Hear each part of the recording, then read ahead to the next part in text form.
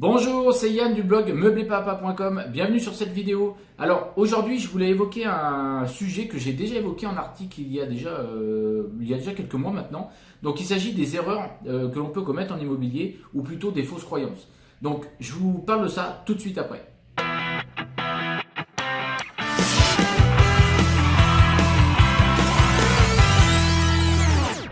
Alors, pour ce sujet, je voulais venir sur quelques points des erreurs qui reviennent fréquemment.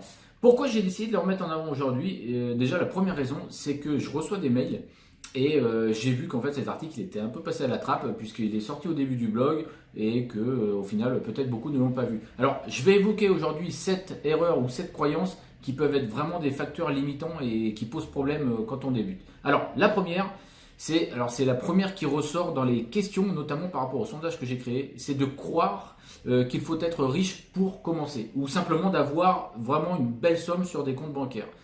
Alors, je reçois des informations, je reçois des questions, pardon, et c'est ce que j'essaie de montrer quand je réponds.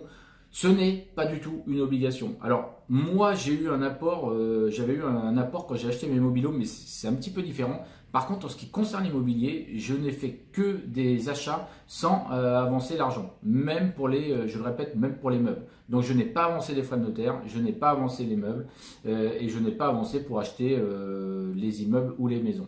Alors, j'aurais même envie de dire que le banquier va plutôt vérifier et regarder que votre projet est solide et que vous êtes bien organisé et que vous avez des comptes sains, plutôt que de regarder réellement si vous faites un apport. Voilà, ça je le dis tout de suite. On y viendra plus en détail dans certains points, mais là je le dis, ce n'est pas obligatoire. Alors le deuxième point qui revient, et là par contre je suis pas vraiment surpris, mais je suis assez, je suis pas surpris, mais au final c'est un problème. Moi je pense que là-dessus j'ai passé un cap et du coup je minimise un petit peu ce côté-là et c'est peut-être une erreur.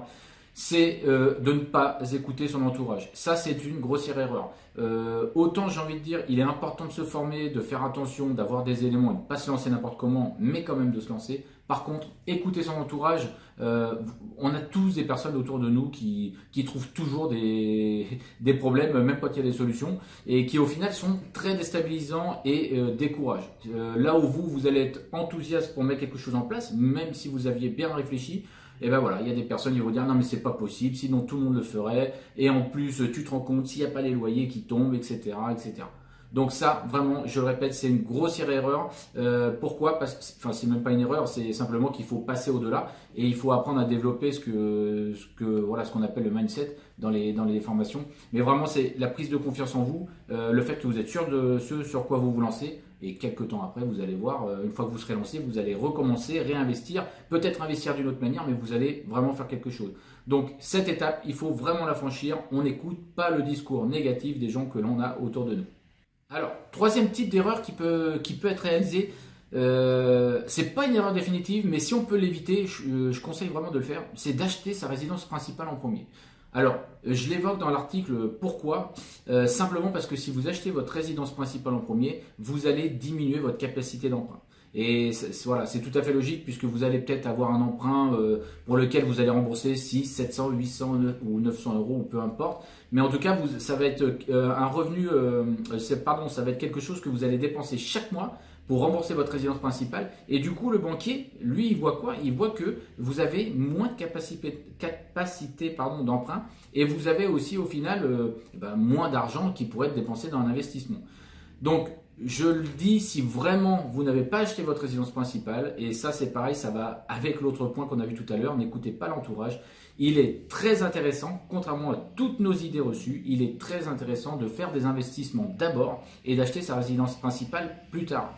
Et je vais même aller un peu plus loin, c'est que si on achète sa résidence principale en deux, c'est-à-dire après des investissements, moi quelque part j'ai toujours pas la mienne, vous allez voir votre résidence principale comme un investissement. C'est-à-dire que vous allez l'acheter d'une bonne manière et le jour où vous partirez d'un endroit, vous n'aurez pas de mauvaise surprise à la revente. Parce que vous aurez acquéri des stratégies, des techniques qui font que vous n'aurez pas dépensé uniquement sur un coup de cœur. Alors ça c'est autre chose, mais le premier des points c'est de ne pas acheter sa résidence principale avant les investissements locatifs pour ne pas diminuer sa capacité d'emprunt. Une autre erreur, la quatrième, c'est vraiment de ne pas réaliser une bonne affaire dans un premier temps. Pourquoi? Simplement parce que en fait, vous allez faire ça la première fois et le banquier va surveiller ce que vous êtes en train de faire. Alors, il va surveiller, il va pas surveiller exactement votre affaire, aller voir se déplacer. C'est pas ce que je veux dire. Ce que je veux dire, c'est que si vous ne réalisez pas une bonne affaire, il va vite repérer vos difficultés. Il va se dire voilà, il a voulu se lancer, je l'avais prévenu, il m'a monté un dossier, mais au final, je vois qu'il s'en sort pas si bien que ça. Et du coup, il sera beaucoup plus réticent pour vous prêter pour une deuxième affaire. Et deuxième chose, sans parler du banquier, c'est que aussi, si vous faites une très bonne première affaire, que vous êtes confiant, vous n'allez pas du tout hésiter pour vous lancer dans une seconde, une troisième, une quatrième. Donc ça, voilà, c'est un élément déterminant qu'il convient bien prendre en compte. Alors, cinquième erreur aussi qui peut être faite, et qui peut avoir des conséquences quand même assez négatives, c'est de ne pas tester la demande locative. Souvent de fois, on va s'appuyer sur des discours d'agence, sur des discours d'agence ou sur ce que l'on voit sur le Bon Coin, etc. Mais on ne va pas tester. Moi, je considère que c'est une erreur pour différentes raisons. C'est que déjà, en testant, en mettant une fausse annonce, vous allez tout de suite voir si du monde vous appelle. Et ça, c'est le meilleur moyen de savoir s'il y a une réelle demande. Vous mettez une annonce, vous mettez un prix à un certain montant, vous voyez la réaction, après vous diminuez pour voir s'il y a un peu plus de réaction en mettant un prix plus bas. Mais il faut tester. Et vous allez voir qu'on peut avoir des bonnes surprises comme des mauvaises.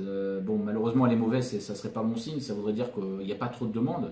Mais par contre, les bonnes surprises, c'est simplement que votre bien, il est au-dessus de la qualité de ce qui est proposé et vous vous rendez compte que vous pouvez louer plus cher. C'est exactement ce qui m'est arrivé dans mon dernier immeuble. Et pourtant, j'avais un peu d'expérience sur la ville et je me suis trompé quand même à 50 euros près. Donc 50 euros près sur des T2, c'est énorme. Donc vous voyez, il a bien fallu que je fasse des tests pour me rendre compte que ce que je proposais là, il n'y avait pas tant que ça et du coup, j'ai eu une très belle demande. La sixième erreur, j'en ai parlé très rapidement dans le point tout à l'heure. La sixième erreur pour moi, c'est de ne tester que sur le terrain. C'est-à-dire que vous allez apprendre en faisant des erreurs, mais en faisant des erreurs sur le terrain. C'est-à-dire vous allez acheter, vous allez faire votre emprunt, vous allez louer et vous allez vous rendre compte que vous avez oublié plein de détails qui vont vous coûter cher. Alors, agir, oui, avec un minimum de formation, j'ai envie de dire même avec la bonne formation, la formation qui vous donne les billes et qui vous donne envie de passer à l'action en minimisant les risques, ça oui. Mais apprendre sur le terrain, comme je peux le voir, certains prônent uniquement, ça sert à rien les formations, mais lance-toi sur le terrain, tu vas apprendre. Alors oui, mais ces gens-là, ils oublient souvent qu'ils ont une expérience soit d'entrepreneur, une expérience soit d'artisan, ils savent faire les travaux, ils ont toujours une petite expérience, ce qui fait qu'ils arrivent à retomber sur leurs pattes et même à faire des belles affaires. Mais quand vous n'avez pas ces éléments-là, je conseille bien évidemment de se former, d'apprendre et ensuite d'agir. Parce que par contre, toute formation sans action, là clairement c'est une dépense d'argent inutile. Mais si vous faites cette petite étape, ça pourra faire une grosse différence. Vraiment dans le sens où vous allez peut-être éviter les mauvaises surprises qui vous coûteront des milliers d'euros. Ou alors vous allez vous rendre compte que vous auriez pu économiser des choses, bêtement vous ne l'aurez pas fait.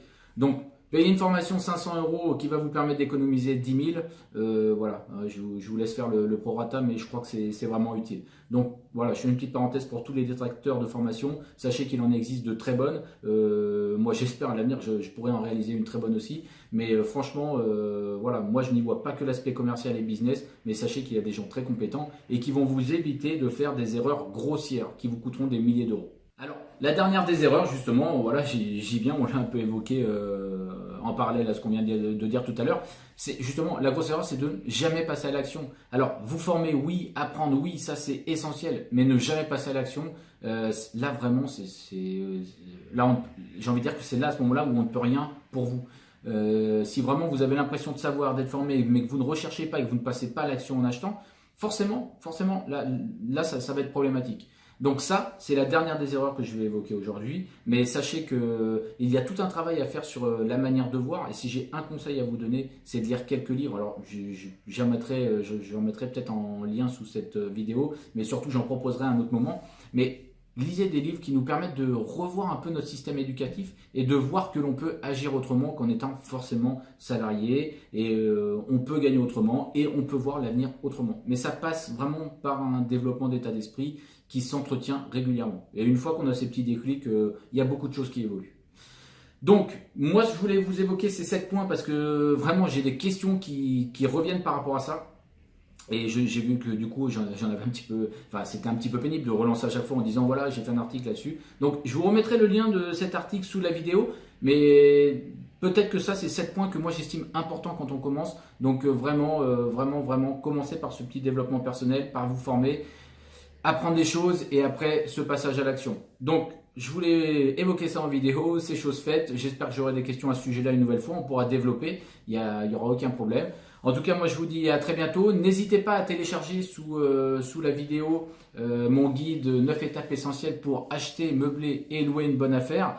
Et n'hésitez pas non plus à liker cette vidéo. Et moi je vous dis à très bientôt pour une prochaine vidéo.